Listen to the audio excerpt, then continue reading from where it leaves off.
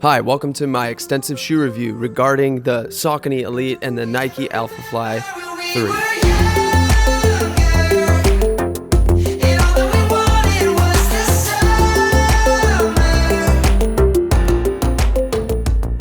I'm not a shoe reviewer. Let's be very clear on this. You might be asking, why are you specifically doing this head-to-head matchup?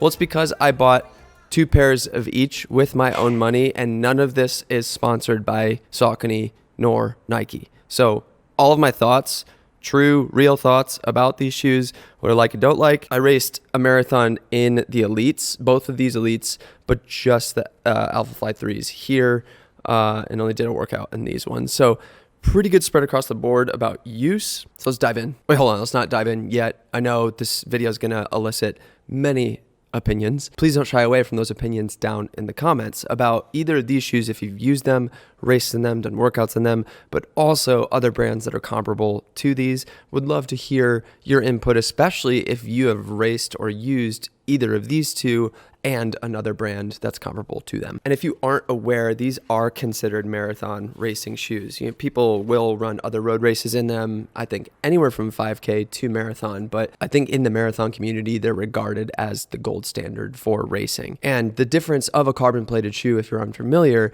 is that they have soft yet responsive foam across the board in every brand, and almost all of them have some version of a carbon plate that runs through the sole of the foot, the shoe. I'm great at this. Why the carbon plate? It's firm, it's responsive, it pushes back, but a lot of people actually regard the foam as being the more important thing. So let's kind of dissect that and actually dive into the stats on these.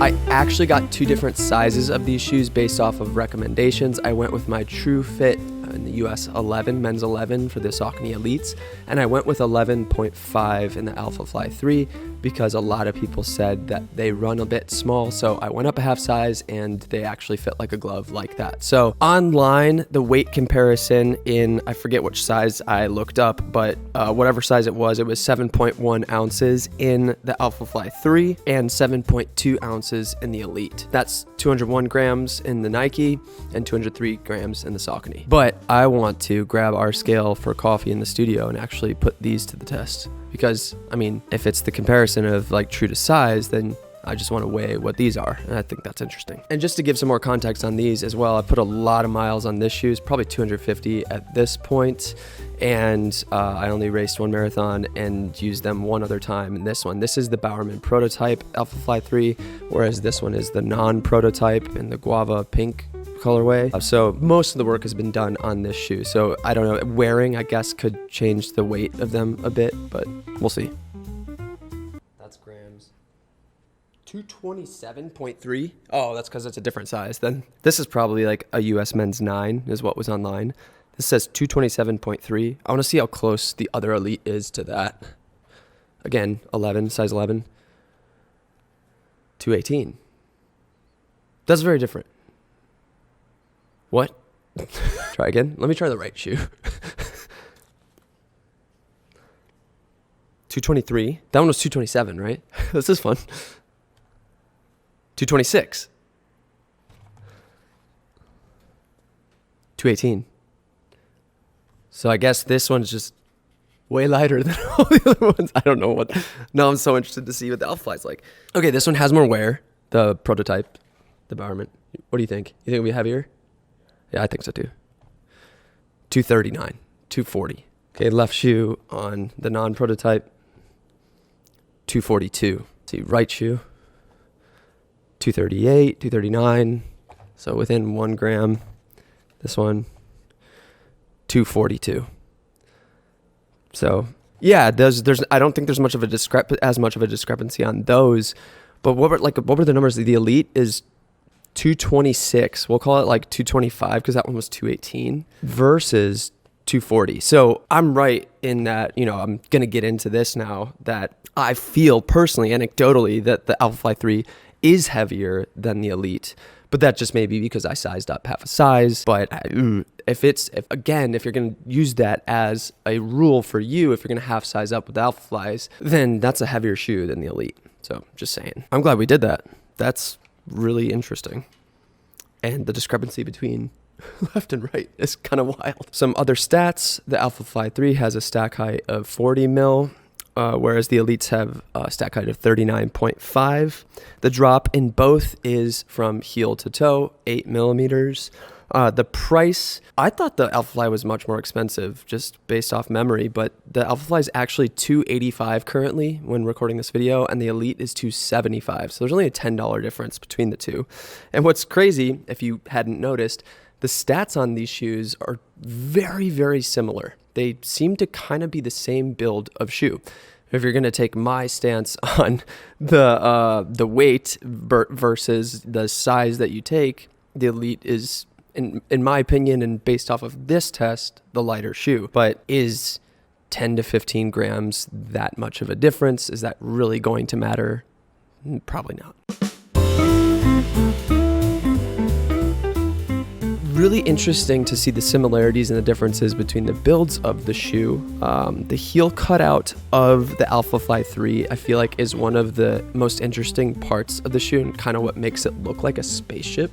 You have this weird kind of like pointed thing off of the heel here, which is what I assume all aesthetic. I don't think there's really any function in this, but it almost gives the optical illusion that there's way less heel in the back here.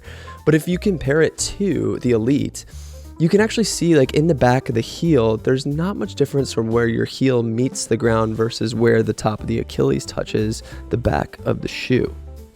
Not to say that it isn't cut out more in the heel. It definitely is, but I think it is more aggressive, and if you are a heel striker, you're probably going to notice that a whole lot more in this shoe versus the Elite. There is a lot of center cut out of the sole of this shoe.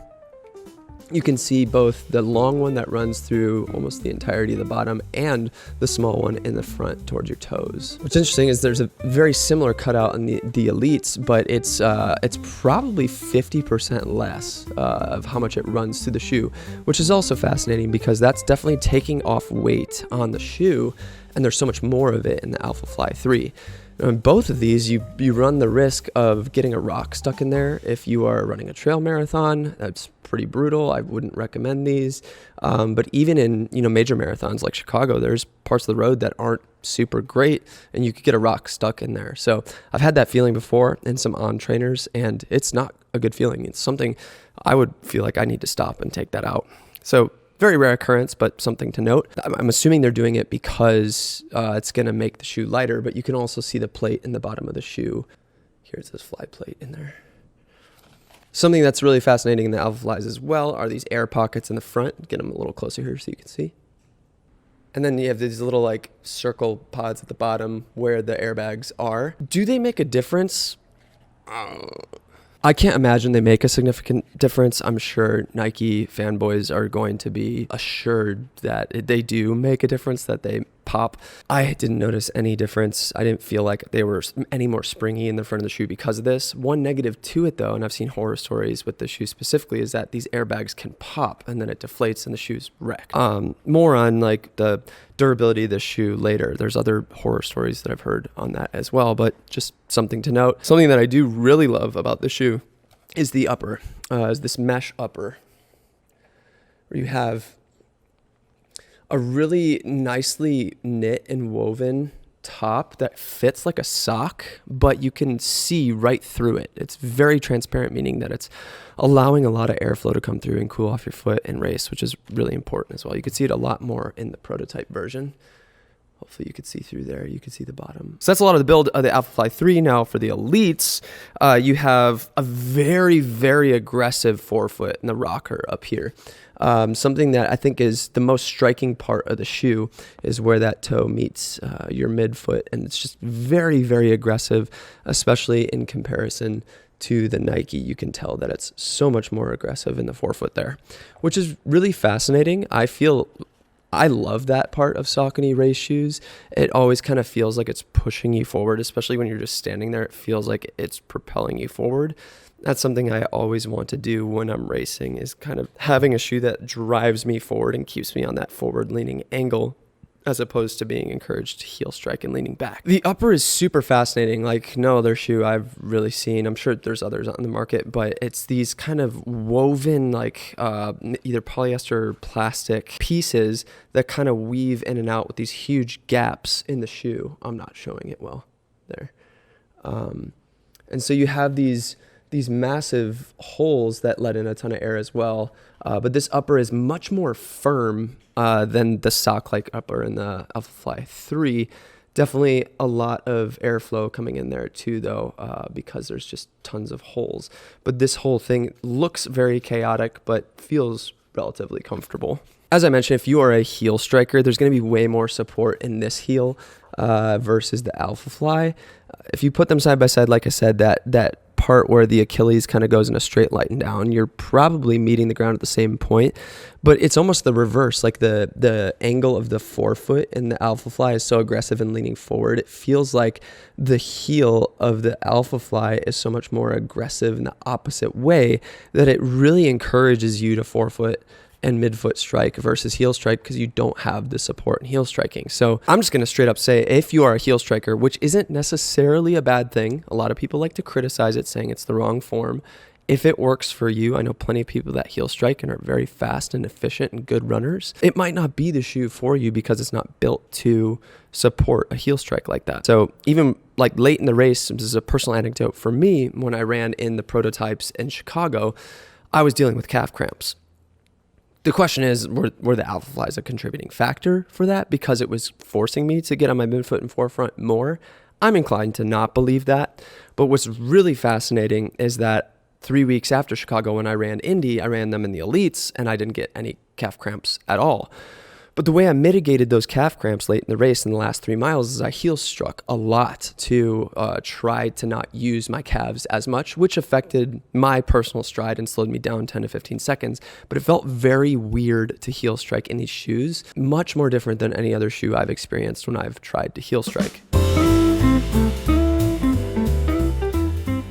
Some more personal anecdotes for me in the Saucony Elite is that they are soft but firm. I mean soft by the foam is soft. Like there's definitely a lot of give in the foam, as you can see here, but they feel very firm in the responsive side. I feel like they're solid and they have good kickback, but they feel very, very light. It feels like there's not as much foam underfoot, whereas the Alphafly 3 feels like I'm standing on pillows. They're super breathable without constraint, very responsive, like I said, but that aggressive rocker is what I love so much about them, even if it destroys my toenails, which it definitely does. The Alphafly 3 is incredibly soft. I don't feel like it's the same kind of firmness that I find in the elites. It feels just very cushiony, and because of that, doesn't feel as responsive to me. With that, that's a lot of comfort. Like when I first put them on, I was so surprised at how comfortable they were. It does feel like your foot is sitting on a pillow. So if you like that feeling when you race, great. I prefer something a bit more firm that feels like I'm propelling off the ground more, not sinking into it as much. They are incredibly loud. I don't know if that matters to you, but if you've ever run with anybody who's wearing these, they are clompers. They are just so loud.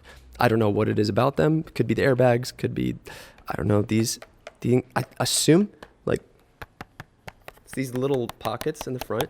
That's usually the noise you hear when people are running. Yeah.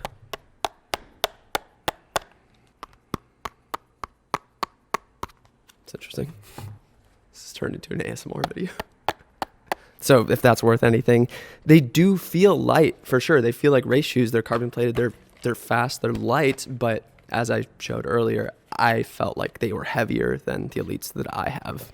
If they were true to size, maybe just as light, if not lighter, and then there's just not as much heel support. So already covered those things. As I mentioned with the elites, they totally destroyed my toes, but so did the Alphaflies, and I think that's just a characteristic of how I run in a marathon. When I'm going that hard, I am a midfoot striker, and I know my toes are getting jammed into the front of the shoe for 26.2 miles, and I just don't know if I can ever mitigate that. I think every single marathon I've raced all out, I've lost 1 to 2 to 3 toenails. So the Alphafly 3 definitely looks like it has more room in the toe box than its predecessors. The Alphafly 2, I think a lot of people said that it was narrower, and definitely its brother, the Vaporfly, has a much narrower toe box. And so I think they made note of that and made this one much wider.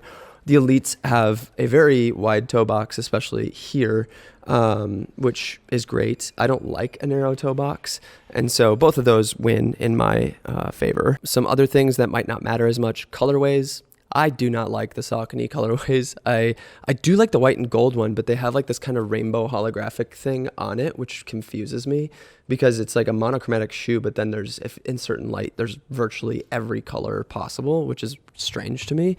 I didn't like the purple on the orange and purple colorway, so I actually took a Sharpie to this for better or for worse. It looks pretty stupid, but I don't know. I think Nike definitely has them beat on the colorways. These things are pretty sick. Like, I love the Bowerman Proto blue and orange. I don't need to keep showing it to that camera, but even the guava and like the fade from white to sort of pinkish back here, they're definitely sexy. You can't deny that. So they definitely have a win there. Functionally, these bottoms are very chewed up because I have about 250 miles on these Elites. So you can definitely see how chewed up they are on the foam. But what's fascinating is I'm seeing signs of that very, very early on the Alphafly 3s. Like, these only have like 30 miles on them, one marathon, and then just like a shakeout, I think.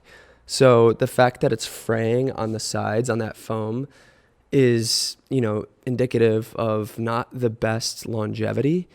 And I've heard horror stories of these things falling apart on people. Like, I know somebody who ran Grandma's where the thing someone talked to me in a Chicago shakeout, the shoe just completely exploded on him mid-race, and he'd like barely used it prior.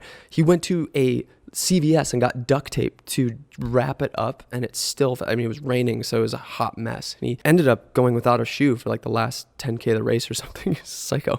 But I've seen other horror stories of these things falling apart as well. Now, good on Nike, they sent him a brand new pair, which is great, but I've seen other people talk about how these things maybe have 50 to 100 miles on them before they really start seeing a significant wear difference on them, which is so brutal with these shoes. Like, to only have that amount of miles is kind of crazy to me.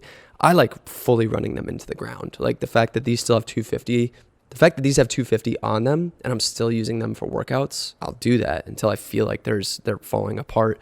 But even just like these probably have, unfortunately, I didn't delineate the difference between the two Elites in my Strava, so I don't know how many miles I have on each of them. This pair probably has over 150, but I raced Hidden Gem half with these with well over 100 miles on them, and that was the fastest half I've ever run. So I'm going to keep using them until I feel like I want to get my money's worth out of them. Anytime you buy a pair of shoes, you should be getting your money's worth, obviously to the extent of making sure that you are not injuring yourself. I think another funny anecdote about these is that there's definitely just puke like stained onto the shoes, which is a staple for me. I'm gonna wash this table after, I promise. All right, almost done here. The future, what I'm interested in. I'm very interested to see Nike's version 4 of this shoe. If it's any indication, if the past is any indication of what will happen, the 1 was adored by a lot of people. The 2 was hated by many and very controversial. The 3 seems to be loved by a lot of people. I'm wondering if the 4 is going to go back to that kind of contentious thing. I've heard from Marcus Milione of Minted, the Elite 2. Seems like he really loves that shoe. I haven't really heard anybody else getting access to it yet on the Saucony side. But I'm very fascinated to see what version 2 of this shoe looks like. I'll probably pick up a pair when they're available this coming year, but I'd be more than happy to continue to race in this version of the shoe because it's brought me a lot of PRs, which is interesting because this is the shoe I have my marathon PR in. But it does look like the version 2 of the Elites and Saucony side is that the forefront looks even more aggressive, but it almost looks from just looking at it that the foam has a little bit more give, which is interesting to me.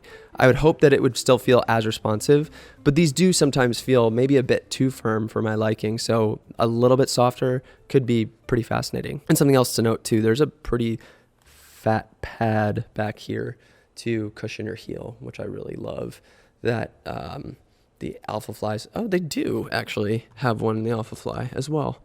There's like 2 pieces back here, but doesn't feel as plush as the one across the back of the Elite. Anyway, I think the Elite 2 has the potential to become my favorite race shoe of all time. So I definitely want to try that, but I'm going to be very happy with sticking with the older version, especially as it drops in price. But to be fair, I haven't tried anything in Adidas, Asics, Hoka, New Balance, none of those brands. So again, if you have, let me know down below what you think of those. I know people that swear by some of those racers. And I just want to close with, this whole video is such a ridiculous breakdown of these shoes that only, marathon runners are really going to care about, dissecting the nuances of each shoe, because that's what we do. We're nerds about this stuff. But in all reality, if you're on a budget, please don't feel like you need to buy the newest thing.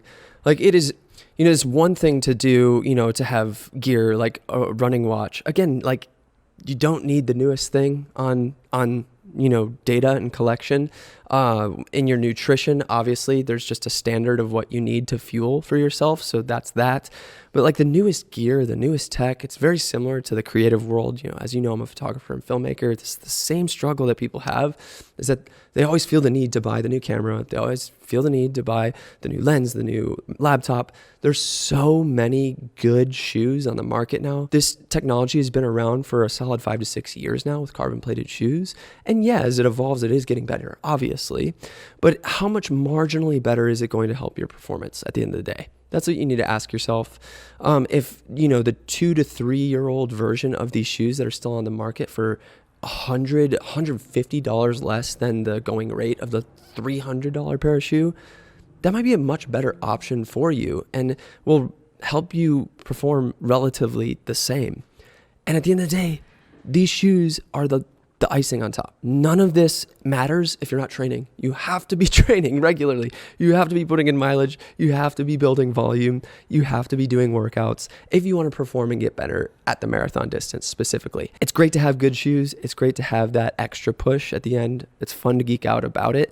But at the end of the day, you got to be about it with actually training and then using the shoes to supplement that robust training block. I hope this is helpful. Again, light up the comments. Love to hear what you think. And any recommendations you might have for the coming shoes in 2025 or ones that you love from the past. And we'll catch you soon for the new marathon series that's going to be kicking off 2025. Very excited about that next week. And I'll see you there. Peace.